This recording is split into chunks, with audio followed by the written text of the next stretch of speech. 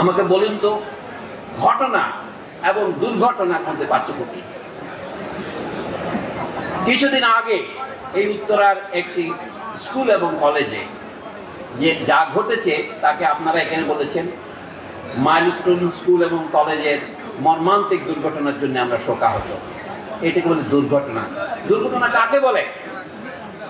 যাকে দমন করা যেত না, আমাদের নিয়ন্ত্রণ ছিল না। কিন্তু যদি চিন্তা করি আসলে কি আমাদের নিয়ন্ত্রণ ছিল না?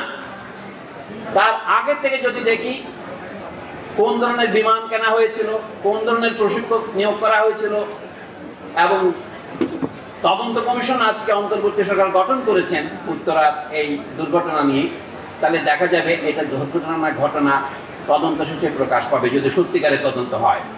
জীবনে অনেক ঘটনা ঘটে, যেমন আমাদের যে প্রতি বছর সড়ক দুর্ঘটনায় কত লোক মারা যায়, এগুলো সবগুলিকে আমরা বলি দুর্ঘটনা। আমাদের দেশে কত মানুষ দারিদ্র সীমার নিচে তাকে অপুষ্টিতে মারা যায়, আমরা সবাই সেটাকে মনে করি যে এটা ঘটনা মাত্র, নাকি দুর্ঘটনা বলবেন? যে দেশের মানুষ রক্ত দিয়ে দেশকে স্বাধীন করে সেই দেশের মানুষ একজন মানুষের জন্য না খেয়ে থাকবে। সরকারি হিসেবে বলা হয় দৈনিক 2200 কিলো ক্যালোরি খাবার খেতে পারে না এমন লোক, তাদের হিসেবে 20 জনের চেয়ে কম, 20 জন মতো আছে।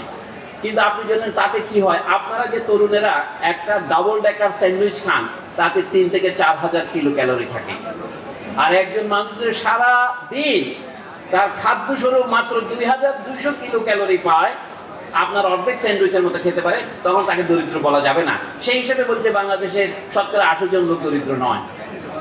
কিন্তু এই যে অপুষ্টি, ক্ষুধা, দারিদ্র্যে দরিদ্রকে লোক মারা যায়, এটার একটা নাম আছে ইংরেজিতে, এটাকে বলে সোশ্যাল ডেথ। এবং এটা করার জন্য যে রাষ্ট্র এবং সমাজ ব্যবস্থা দায়ী, তার সুবিধা সত্ত্বেও, যেমন যার ধন সম্পদ আছে অথচ সে জাকাত দেয় না, সে অপরাধী হয়। যে রাষ্ট্রের এই সম্পদ আছে, বিদেশে পাচার করার মতো সম্পদ আছে এবং নষ্ট করার মতো সম্পদ